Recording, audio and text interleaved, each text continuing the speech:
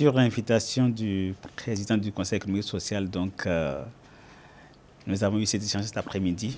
qui a porté évidemment sur les défis liés à la santé au niveau de notre pays. Ainsi donc, le président et moi, on a échangé sur certaines thématiques précises, notamment les réformes qui sont intervenues dans le secteur, qui ont impacté les populations, plus spécifiquement sur la question des dialysés, notamment sur lesquelles le Conseil économique et social est sollicité. Et j'ai pu faire part au président des réformes qui sont intervenues dans ce secteur sensible par rapport à ces patients spécifiques, mais également faire part également des avancées notables que nous avons connues au niveau de la qualité des soins, au niveau de ces patients,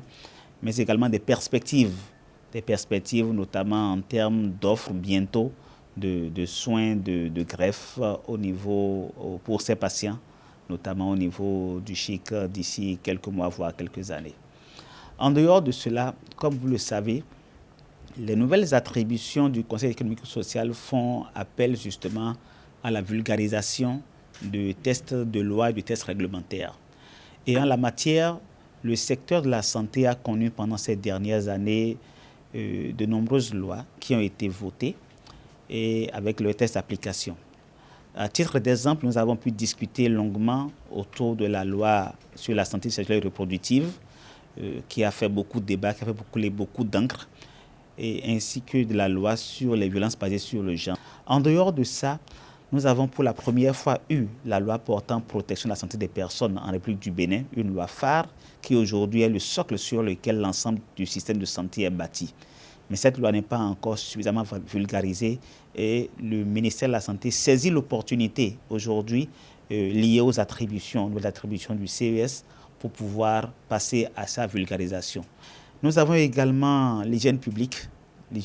qui est un sujet très important qui intéresse particulièrement le président,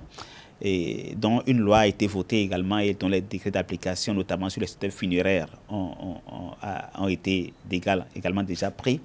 et qui pourrait également faire l'objet de vulgarisation par le Conseil économique et social. En termes clairs, c'est qu'aujourd'hui, le secteur de la santé est un secteur qui est l'un des secteurs les plus heureux par ces